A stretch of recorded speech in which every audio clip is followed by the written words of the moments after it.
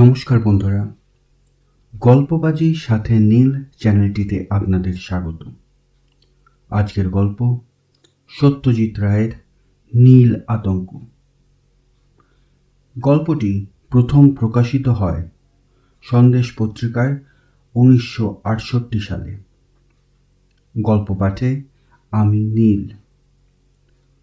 বন্ধুরা, গল্পটি আপনাদের ভালো লাগলে চ্যানেলটিকে সাবস্ক্রাইব করবেন এবং অডিও স্টোরিটি ভালো লাগলে লাইক, শেয়ার এবং কমেন্ট করবেন। শুরু হচ্ছে আজকের গল্প সত্যজিৎ রায়ের নীল আতঙ্ক। আমার নাম অনিরুদ্ধ বোস। আমার বয়স 29। এখনো বিয়ে করিনি। আজ 8 বছর হলো আমি কলকাতার একটা সদাগরি অফিসে চাকরি করছি। মাইনে যা পাই তাতে একা মানুষের দিব্যি চলে যায়। সর্দার শঙ্কর রোডে একটা ফ্ল্যাট ভাড়া নিয়ে আছি। দোতলায় দুখানা ঘর, দক্ষিণ খোলা। 2 বছরই হলো একটা অ্যাম্বাসেডর গাড়ি কিনেছি। সেটা আমি নিজেই চালাই। অফিসের কাজের বাইরে একটু আধটু সাহিত্য করার শখ আছে। আমার 3খানা গল্প বাংলা মাসিক পত্রিকায় বেরিয়েছে। চেনা মহলে প্রশংসাও পেয়েছে। তবে এটা আমি জানি যে কেবলমাত্র লিখে রোজগার করার মতো ক্ষমতা আমার নেই।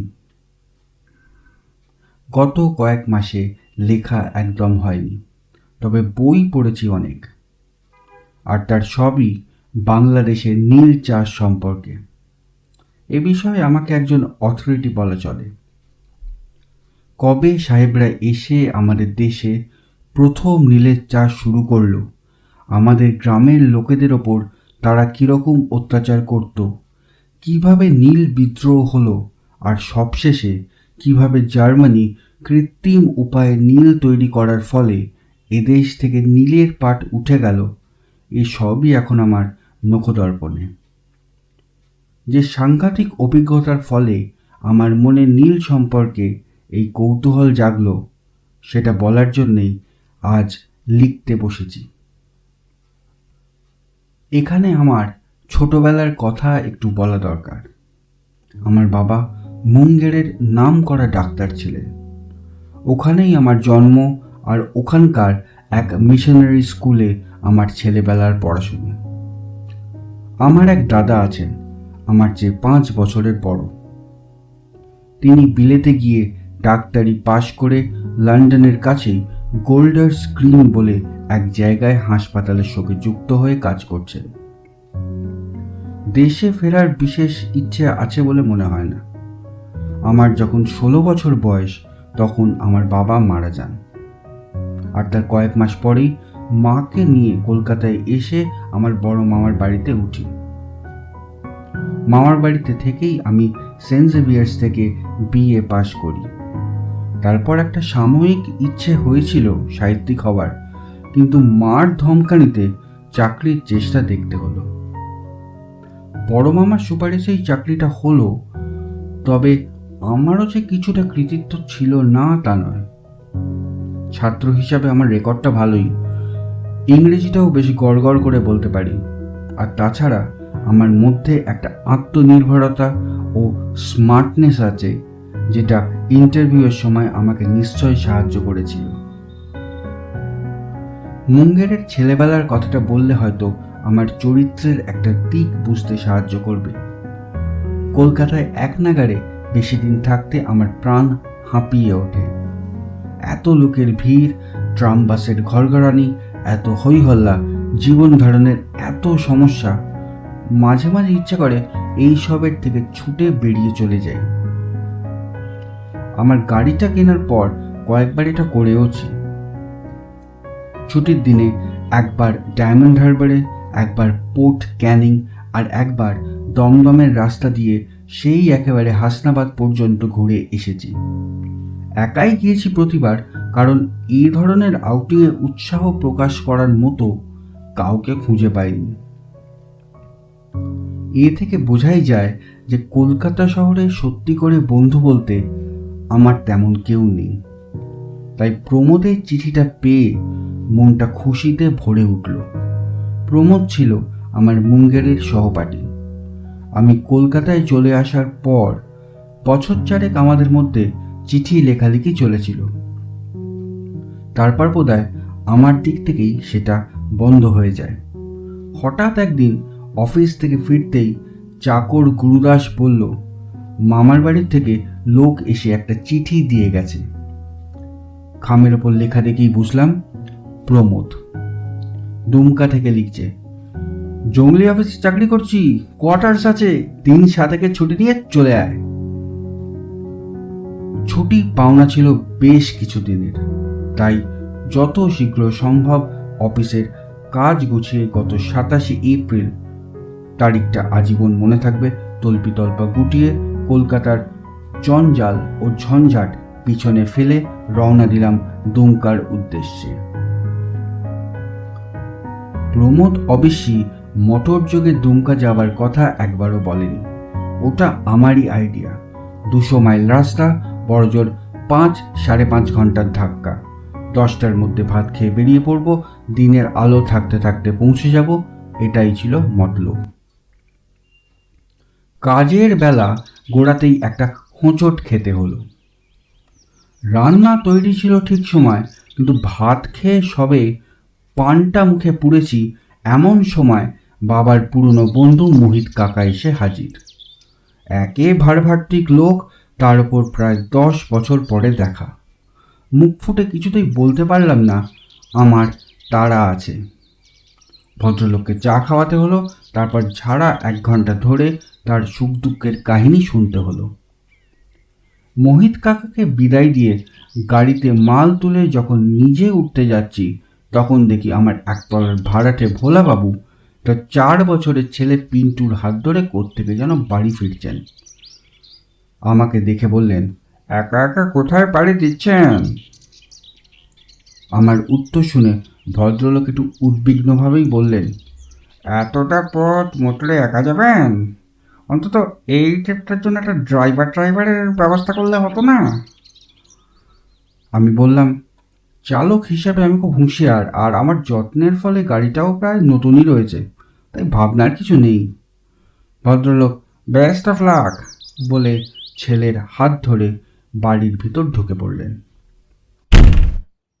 গাড়িতে স্টার্ট দেওয়ার আগে হাত ঘড়ির দিকে চেয়ে দেখি 11:15।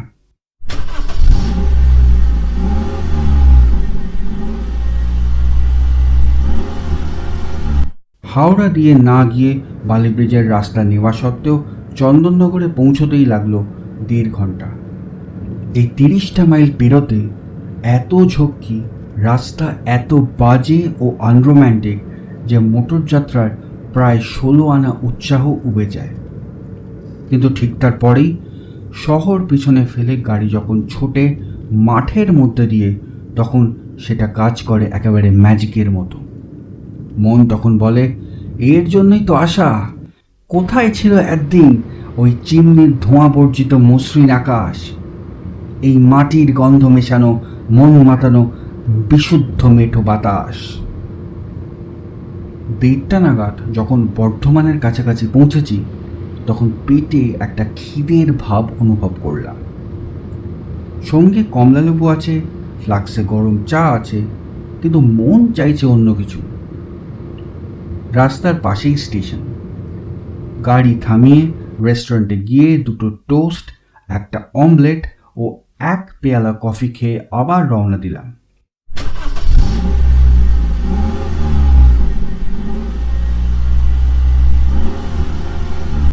পথ বাকি এখনো 130 মাইল।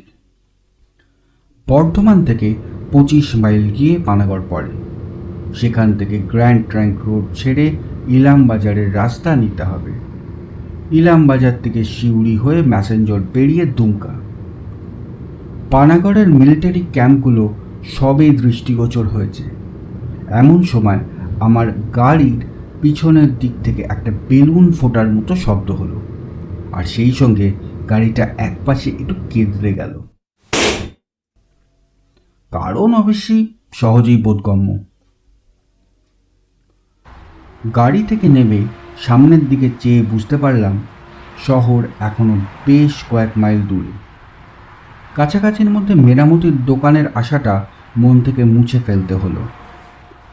সঙ্গে যে স্টেফনি ছিল না তা নয়, আর জ্যাক দিয়ে গাড়ি তুলে ফাটা টায়ার খুলে ফেলে তার জায়গায় নতুন টায়ার পরানো আমার অসাধ্য কিছু নয়।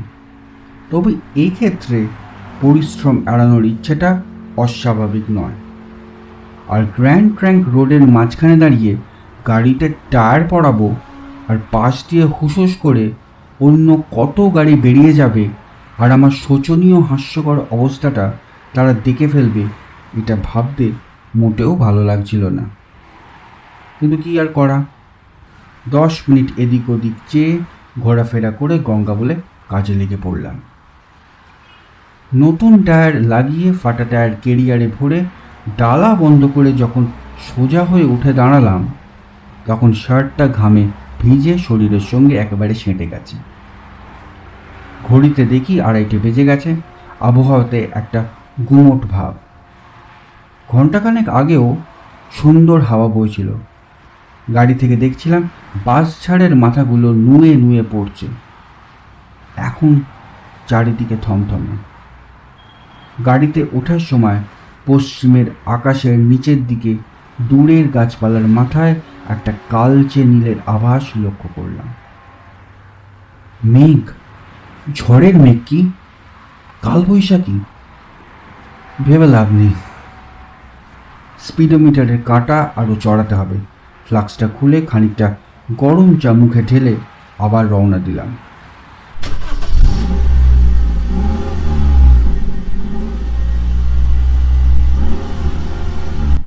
ইলামবাজার পেরোতে না পেরোতে ঝড়টা এসে পড়ল।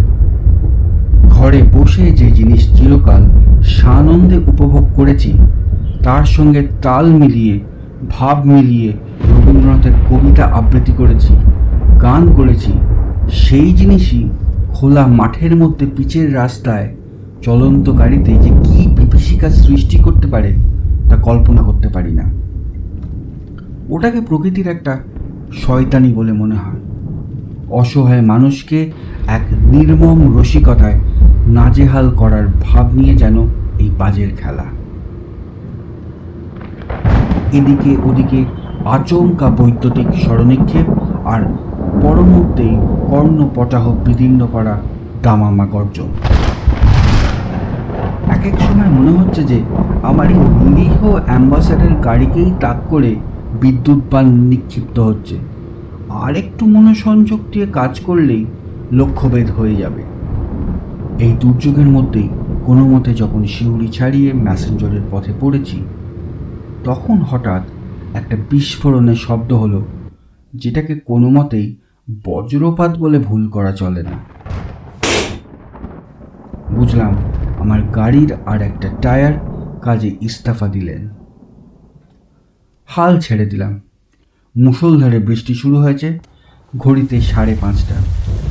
গত 20 মাইল স্পিডোমিটারের কাঁটাকে 15 থেকে 25-এর মধ্যে রাখতে হয়েছে, না হলে এতক্ষণে ম্যাসেঞ্জর ছাড়িয়ে যাওয়ার কথা।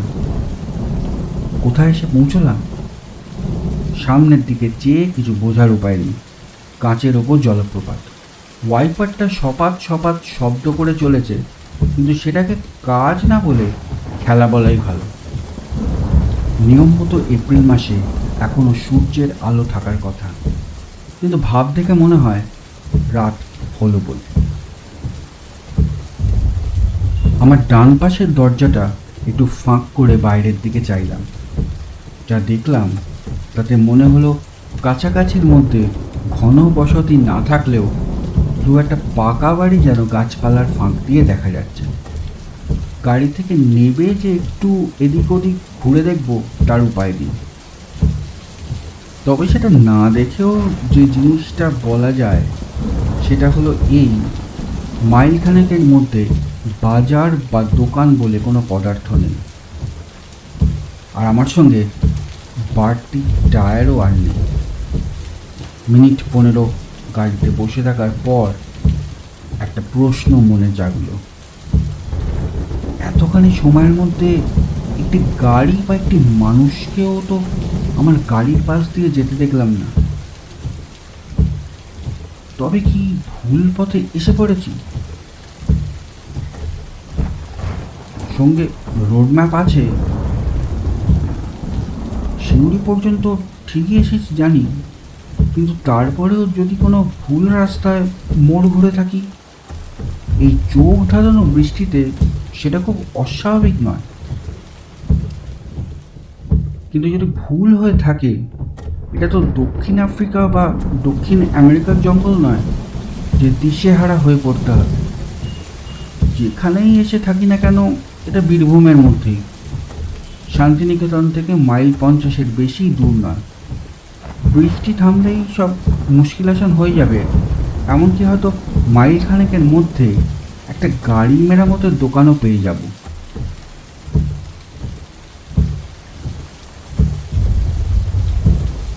পকেট থেকে একটা হুইলসের প্যাকেট আর দেশলাই বের করে একটা সিগারেট ধরালাম।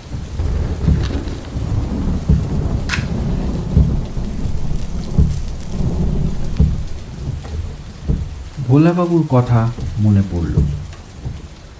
ভদ্রলোক নিশ্চয়ই ভুক্তভোগী, নইলে এমন খাঁটি উপদেশ দেন কি করে? ভবিষ্যতে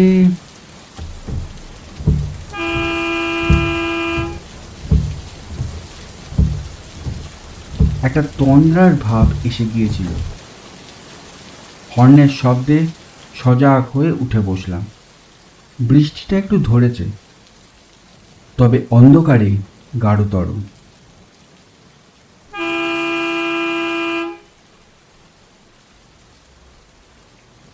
পিছন ফিরে দেখি একটা লরি এসে দাঁড়িয়েছে। হর্ন দিচ্ছে কেন? আমি কি রাস্তার পুরোটা দখল করে আছি নাকি? দরজা খুলে নেমে দেখি লরির দোষ নেই। টায়ার ফাটার সময় গাড়িটা খানিকটা ঘুরে গিয়ে রাস্তার পুরোটা না হলেও প্রায় আধখানা আটকে রেখেছে।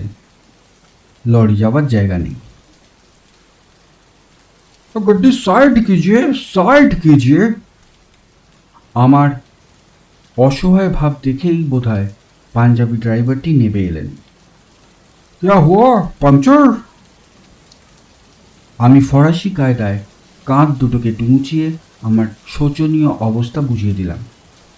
বললাম, আপনি যদি একটু হাত লাগান তাহলে এটাকে এক পাশে সরিয়ে আপনার যাওয়ার জায়গা করে দিতে পারি।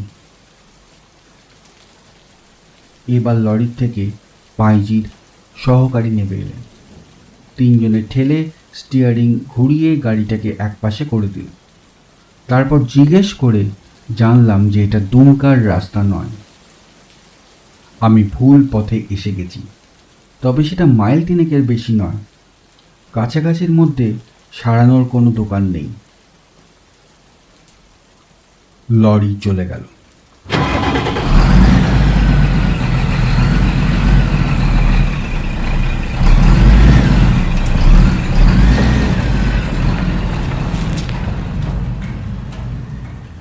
তার ঘর ঘর শব্দ মিলিয়ে আসার সঙ্গে সঙ্গে একটা বিশাল নৈশব্দের সৃষ্টি হলো, আর আমি বুঝলাম যে আমি অকুল পাথারে পড়েছি। আজ রাত্রের মধ্যে দুমকা পৌঁছানোর বিন্দুমাত্র সম্ভাবনা নেই, এবং রাতটা কিভাবে কাটবে তার কোনো ইঙ্গিত নেই। আশেপাশে ডোবা থেকে ব্যাঙের কোরাস আরম্ভ হয়েছে। বৃষ্টিটা কমের দিকে। অন্য সময় হলে মাটির সোদা গন্ধে মনটা মেতে উঠত, কিন্তু এই অবস্থায় নয়। আবার গাড়িতে উঠলাম, কিন্তু তাতেই বা কি লাভ? হাত পা ছড়িয়ে আরাম করার পক্ষে অ্যাম্বাসাডার গাড়ির মতো অনুপযুক্ত আর কিছু আছে কি? বোধ হয় না। আর একটা সিগারেট ধরাতে যাব এমন সময় হঠাৎ পাশের জানলা দিয়ে একটা ক্ষীণ আলো এসে স্টিয়ারিং হুইলটার ওপর পড়ল। আবার দরজা খুলে গলা বাড়িয়ে দেখি গাছের ফাঁক দিয়ে একটা আলোর চতুষ্কোণ দেখা যাচ্ছে। বোধহয় জানলা। ধোঁয়ার কারণ আগুন, কেরোসিনের আলোর কারণ মানুষ। কাছাকাছি বাড়ি আছে এবং তাতে মানুষ আছে। টর্চটা নিয়ে গাড়ি থেকে নেমে পড়লাম। আলোর দূরত্ব বেশি নয়, আমার উচিত এগিয়ে গিয়ে অনুসন্ধান করা। একটা রাস্তাও রয়েছে, অপরিসর পথ, সেটা বোধহয় আলোর দিক থেকেই। আমি যে রাস্তায় আছি সেটাই এসে পড়েছে। পথের দুপাশে গাছপালার বন, তলার দিকে আগাছার জঙ্গল। কুছ পরোয়া নেই, গাড়ির দরজা লক করে রওনা দিলাম। যতদূর সম্ভব খানাখন্দ বাঁচিয়ে জলকাদার মধ্যে দিয়ে ছপাত ছপাত করে কিছু দূর হেঁটে একটা তেঁতুল গাছ পেরোতেই বাড়িটা চোখে পড়ল।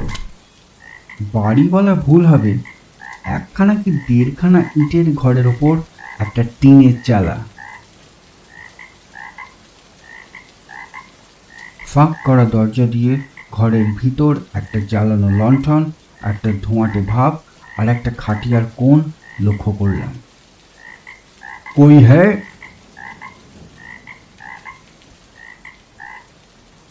একটা মাঝ বয়সী বেঁটে গোঁফওয়ালা লোক বেরিয়ে এসে আমার টর্চের আলোর দিকে ভুরু কুঁচকে চাইল। আমি আলোটা নামিয়ে নিলাম। কাহা সে আয়া বাবু? আমার দুর্ঘটনার কথা সংক্ষেপে বর্ণনা করে দিলাম। এখানে কাছাকাছির মধ্যে রাত কাটানোর কোনো বন্দোবস্ত হতে পারে? যা পয়সা লাগে আমি দেব। ডাক বাংলো মে? ডাক বাংলো? সে আবার কোথায়? প্রশ্নটা মনে আসার সঙ্গে সঙ্গেই আমার বোকামোটা বুঝতে পারলাম। এতক্ষণ কেবল লণ্ঠন আর টর্চের আলোর দিকে দৃষ্টি থাকার ফলে আশেপাশে কি আছে দেখিনি। এবার টর্চটাকে ঘুরিয়ে আমার বাঁ দিকে ফেলতেই বেশ বড় একটা একতলা পুরনো বাড়ি চোখে পড়ল। সেটা দেখেই বললাম, এটাই ডাক বাংলো? हाँ बाबू, लेकिन बिस्तरा उस्तरा कुछ नहीं है, खाना भी नहीं मिलेगा। বিছানা আমার সঙ্গে আছে, খাট হবে তো? खटिया होगा। আর তোমার ঘরে তো উনুন ধরিয়েছ দেখছি, তুমি নিজে খাবে নিশ্চয়। লোকটা হেসে ফেলল। তার হাতের সেঁকা মোটা রুটি আর তার বউয়ের রান্না করা উড়দ কা ডাল কি আমার চলবে? বললাম, খুব চলবে। সব রকমই রুটি আমার চলে, আর উড়দ কা ডাল তো আমার অতি প্রিয় খাদ্য।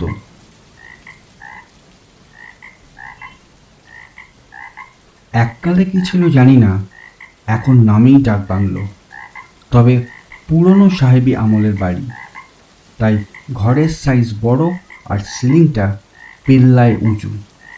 আসবাব বলতে একটা পুরনো নেয়ারের খাট, এক পাশে একটা টেবিল, আর তার সামনে হাতল ভাঙা একটা চেয়ার। চৌকিদার আমার জন্য একটা লণ্ঠন জ্বালিয়ে এনে টেবিলের ওপর রাখলো। বললাম, তোমার নাম কি হে? সুখন রাম বাবুজি। এই বাংলায় লোকজন কোনো কালে এসেছে না আমি প্রথম? সুখন রামের রসবোধ আছে, সে হেসে ফেলল। বললাম, ভূতটুত নেই তো? আরে রাম রাম, কত লোক দেশে থেকে গেছে, এমন অপবাদ তো কেউ দেয়নি। এই কথায় একটু যে আশ্বস্ত হইনি তা বলতে পারি না।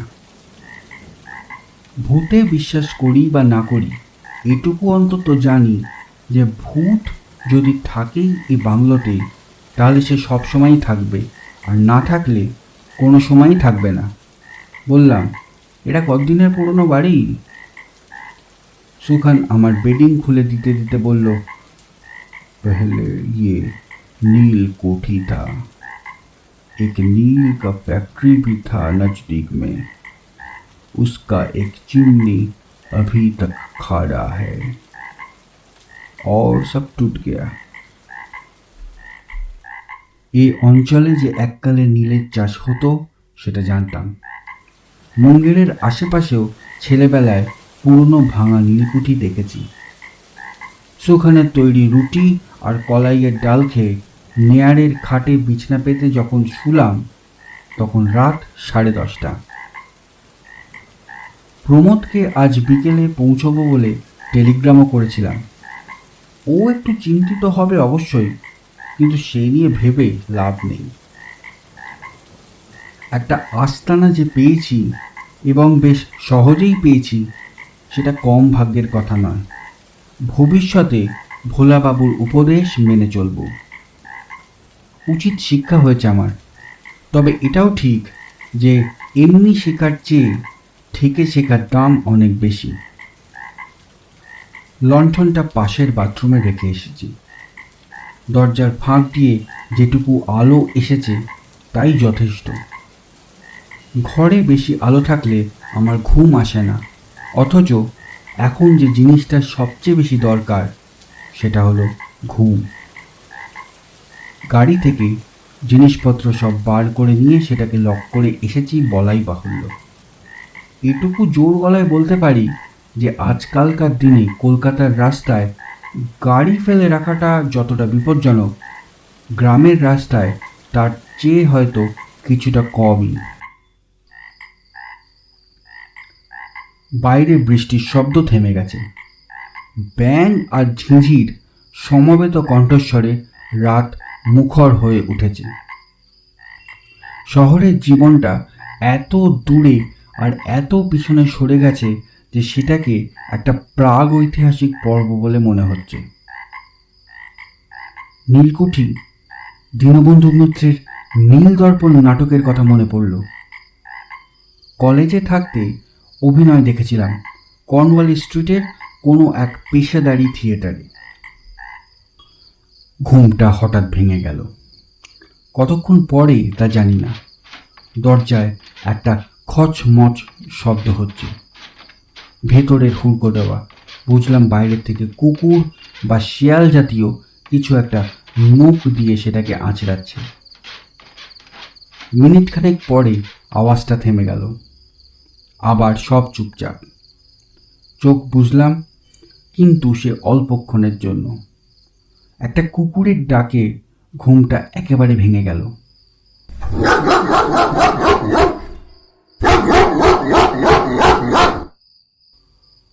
বাংলার গ্রাম্য নেড়িকুত্তার ডাক এটা নয়, এ হলো বিলিতি হাউন্ডের হুঙ্কার। এ ডাক আমার অচেনা নয়। মুঙ্গেরে আমাদের বাড়ির 2 বাড়ি পরেই মার্টিন সাহেবের বাড়ি থেকে রাত্রে এই ডাক শুনতে পেতাম। এই তল্লাটে এমন কুকুর কে পুষবে? একবার মনে হলো উঠে গিয়ে দরজা খুলে দেখি, কারণ কুকুরটা ডাক বাংলোর খুব কাছে রয়েছে বলেই মনে হচ্ছে। তারপর মনে হলো সামান্য একটা কুকুরের ডাক নিয়ে এত মাথা ঘামানোর কোনো মানেই হয় না। তার চেয়ে আবার ঘুমানোর চেষ্টা করা যাক। রাত কটা হলো? জানলা দিয়ে অল্প চাঁদের আলো আসছে। শোয়া অবস্থাতেই বাঁ হাতটা তুলে মুখের সামনে আনতেই বুকটা ধড়াস করে উঠল। হাতে ঘড়ি নেই, অথচ অটোমেটিক ঘড়ি যত পড়ে থাকা যায় ততই ভালো বলে ওটা শোয়ার সময় কখনো খুলে শুই না। ঘড়ি গেল কোথায়? শেষটায় কি ডাকাতের আস্তানায় এসে পড়লাম নাকি? তাহলে আমার গাড়ির কি হবে? বালিশের পাশে হাত দিয়ে টর্চ খুঁজতে গিয়ে দেখি সেটাও নেই। এক লাফে বিছানার থেকে উঠে মাটিতে হাঁটু গেড়ে বসে খাটের তলায় তাকিয়ে দেখি সুটকেসটাও উধাও। মাথাটা গরম হয়ে এলো। এর একটা বিহিত করতেই হবে। হাঁক দিলাম, চৌকিদার! কোনো উত্তর নেই। বারান্দায় যাব বলে দরজার দিকে এগিয়ে খেয়াল হলো যে হুড়কোটাকে যেমনভাবে লাগিয়ে শুয়েছিলাম ঠিক তেমনই আছে। জানলাতে গড়াদো, তবে চোর এলো কোথা দিয়ে? দরজার হুড়কোটা খুলতে আমার নিজের হাতের ওপর চোখ পড়ে কেমন জানি একটা খটকা লাগলো। হাতে কি দেওয়াল থেকে চুন লেগেছে? না পাউডার জাতীয় কিছু। এমন ফ্যাকাশে লাগছে কেন? আমি তো গেঞ্জি পরে শুয়েছিলাম, তাহলে আমার হাতে লম্বা হাতা সিল্কের শার্ট কেন? মাথা ঝিমঝিম করতে লাগলো। দরজা খুলে বাইরে এলাম। চৌকিদার! নিজের গলার স্বর চিনতে পারলাম না, উচ্চারণও না। যতই মিশনারি স্কুলে পড়ি না কেন, বাংলা উচ্চারণে উগ্র সাহেবিয়ানা আমার কোনোদিন ছিল না। আর চৌকিদারি বা কোথায়? আর কোথায় বা তার ঘর? বাংলোর সামনে ধুধু করছে মাঠ, দূরে আবছা একটা বাড়ি দেখা যাচ্ছে, আর তার পাশে চিমনির মতো স্তম্ভ। চারিদিকে অস্বাভাবিক নিস্তব্ধতা। আমার পরিবেশ বদলে গেছে, আমি নিজেও বদলে গেছি। ঘরমাক্ত অবস্থায় ঘরে ফিরে এলাম। চোখটা অন্ধকারে অভ্যস্ত হয়ে গেছে। ঘরের সবকিছুই এখন দেখতে পাচ্ছি। খাট আছে, তাতে মশারি নেই, অথচ আমি মশারি টাঙিয়েই শুয়েছিলাম। বালিশ যেটা রয়েছে সেটাও আমার নয়, আমারটা ছিল সাধারণ। এটার পাশে বাহারের কুঁচি দেওয়া বর্ডার। খাটের ডান দিকের দেওয়ালের সামনে সেই টেবিল, সেই চেয়ার, কিন্তু তাতে প্রাচীনত্বের কোনো চিহ্ন নেই। আবছা আলোতেও তার বার্নিশ করা কাঠটা চকচক করছে। টেবিলের ওপর রাখা রয়েছে লণ্ঠন নয়, বাহারের শেডওয়ালা কাজ করা কেরোসিন ল্যাম্প। আরো জিনিসপত্র ঘরে রয়েছে, সেগুলো ক্রমে দৃষ্টিগোচর হলো। এক কোণায় দুটো ট্রাঙ্ক, দেওয়ালে একটা আয়না, তার থেকে ঝুলছে একটা কোট, একটা অদ্ভুত অচেনা ধরনের টুপি, আর একটা হান্টার চাবুক। আলনার নিচে একজোড়া হাঁটু অবধি উঁচু জুতো, যাকে বলে গোলোশেস। জিনিসপত্র ছেড়ে এবার আমার নিজের দিকে দৃষ্টি দিলাম। এর আগে শুধু সিল্কের শার্টটা লক্ষ্য করেছিলাম, এখন দেখলাম তার নিচে রয়েছে সরু চাপা প্যান্ট, আরো নিচে মোজা, পায়ে জুতো নেই। তবে খাটের পাশেই দেখলাম এক জোড়া কালো চামড়ার বুট রাখা রয়েছে। আমার ডান হাতটা এবার আমার মুখের ওপর বুলিয়ে বুঝতে পারলাম শুধু গায়ের রং ছাড়াও আমার চেহারারও আরো পরিবর্তন হয়েছে। এত চোখা নাক, এত পাতলা ঠোঁট আর সরু চোয়াল আমার নয়। মাথায় হাত দিয়ে দেখি ঢেউ খেলানো চুল পিছনে কাঁধ অব্দি নেমে এসেছে। কানের পাশে ঝুলপি নেমে গিয়েছে প্রায় চোয়াল পর্যন্ত। বিস্ময় ও আতঙ্কের সঙ্গে সঙ্গে একটা উগ্র কৌতূহল হলো আমার নিজের চেহারাটা দেখার জন্য। কিন্তু আয়না, আয়না কোথায়? রুদ্ধশ্বাসে দৌড়ে গিয়ে এক ধাক্কায় বাথরুমের দরজাটা খুলে ভেতরে ঢুকলাম। আগে দেখেছিলাম একটিমাত্র বালতি ছাড়া সেখানে আর কিছুই নেই। এখন দেখি মেঝের এক কোণে একটা টিনের বাথটব, তার পাশে চৌকি আর এনামেলের মগ। যে জিনিসটা খুঁজছিলাম সেটা রয়েছে ঠিক আমার সামনেই, একটা কাঠের ড্রেসিং টেবিলের ওপর লাগানো একটা ওভাল শেপের আয়না।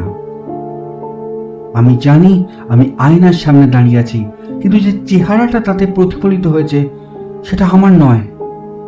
কোনো বিভৎস ভৌতিক ভেলকির ফলে আমি হয়ে গেছি ঊনবিংশ শতাব্দীর একজন সাহেব। তার গায়ের রং ফ্যাকাশে ফর্সা, চুল সোনালি, চোখ কটা, এবং সে চোখের চাহনিতে ক্লেশের সঙ্গে কাঠিন্যের ভাব অদ্ভুতভাবে মিশেছে। কত বয়স এই সাহেবের?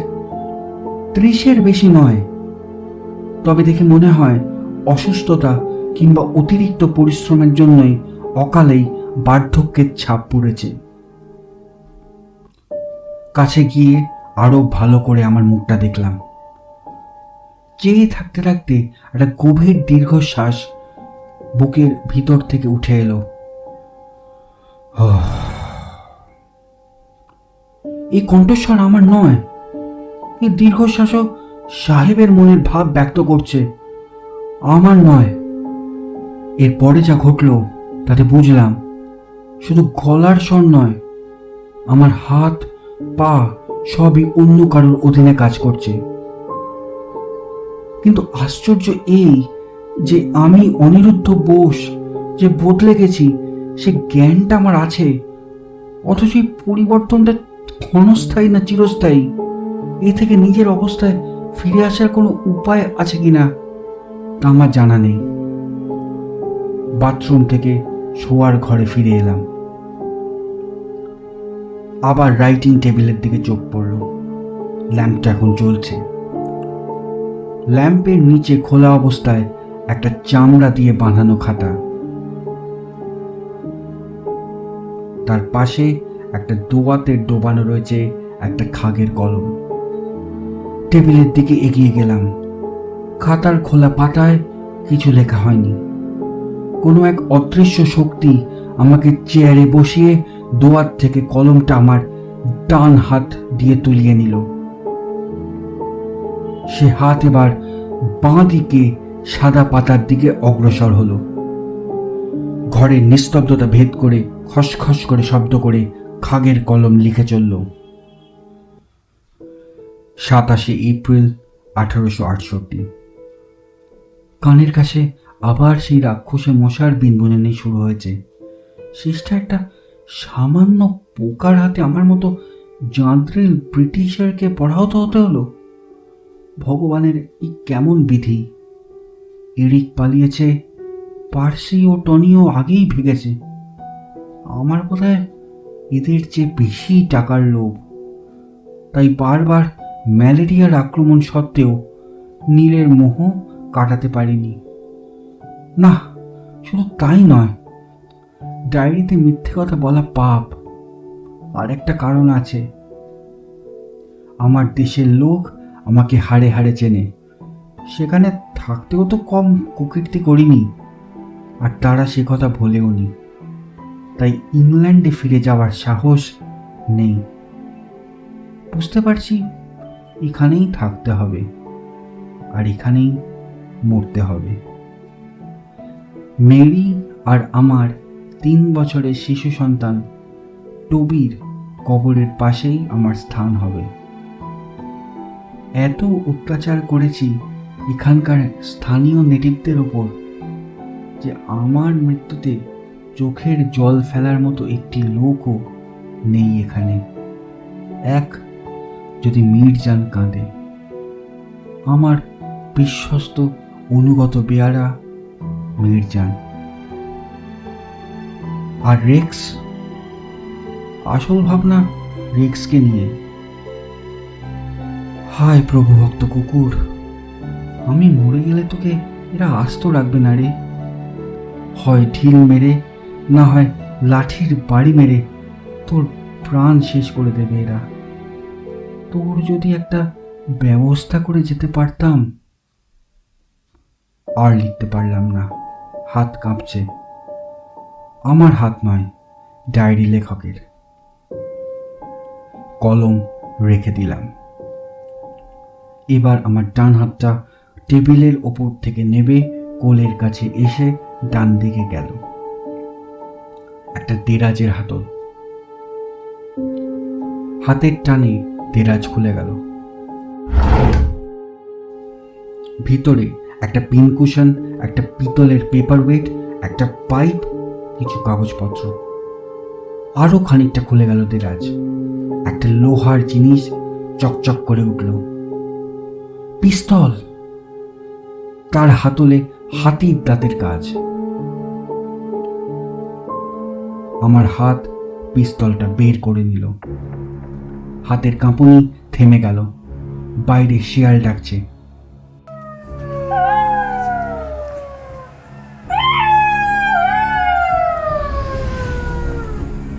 সেই শিয়ালের ডাকের প্রত্যুত্তরেই যেন গর্জিয়ে উঠল হাউন্ডের কণ্ঠস্বর।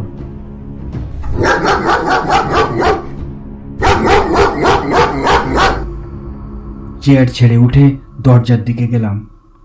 দরজা খুলে বাইরে সামনের মাঠে চাঁদের আলো। বাংলোর বারান্দা থেকেই হাত 20 দূরে ছাই রঙের একটা প্রকাণ্ড গ্রে হাউন্ড ঘাসের ওপর দাঁড়িয়ে আছে। আমি বাইরে আসা মাত্র আমার দিকে লেজ নাড়তে লাগলো। রেক্স, সেই গম্ভীর ইংরেজ কণ্ঠস্বর। দূরে বাঁশবন ও নীলের ফ্যাক্টরির দিক থেকে ডাকটা প্রতিধ্বনিত হয়ে এলো। Rex, Rex. রেক্স এগিয়ে এলো, তার লেজ নড়ছে। ঘাস থেকে বারান্দায় ওঠার সঙ্গে সঙ্গে আমার ডান হাত কোমরের কাছে উঠে এলো, পিস্তলের মুখ কুকুরের দিকে। রেক্স যেন থমকে গেল, তার জ্বলন্ত চোখে একটা অবাক ভাব। আমার টান তর্জনী পিস্তলের ঘোড়া টিপে দিল। বিস্ফোরণের সঙ্গে একটা চোখ ঝলসানো আলো, একটা ধোঁয়া, আর চারদিকে ছড়িয়ে পড়া বারুদের গন্ধ। রেক্সের দেহের সামনের অংশ বারান্দার উপর আর পিছনটা ঘাসের ওপর এলিয়ে পড়েছে। পিস্তলের শব্দ শুনে কাক ডেকে উঠেছে দূরের গাছপালা থেকে। ফ্যাক্টরির দিক থেকে কিছু লোক যেন ছুটে আসছে বাংলোর দিকে।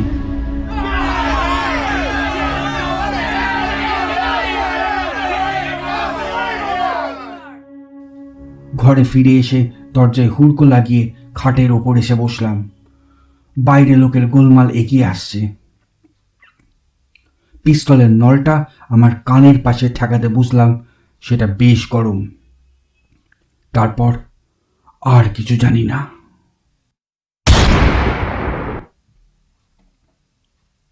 দরজার ধাক্কানিতে ঘুম ভেঙে গেল। চালিয়ে লিয়া বাবুজি। ঘরে দিনের আলো। চিরকালের অভ্যাস মতো দৃষ্টি আপনা হতেই বাঁ হাতের কবজির দিকে চলে গেল। 6:13। ঘড়ি চোখের আরো কাছে আনলাম, কারণ তারিখটাও দেখা যায় এতে, 28 এপ্রিল। বাইরে থেকে সুখনরাম বলছে, আপকা গাড়ি ঠিক হো গয়া বাবুজি। বীরভূমের নীলকর সাহেবের মৃত্যু শতবার্ষিকীতে আমার অভিজ্ঞতার কথা কি কেউ বিশ্বাস করবে?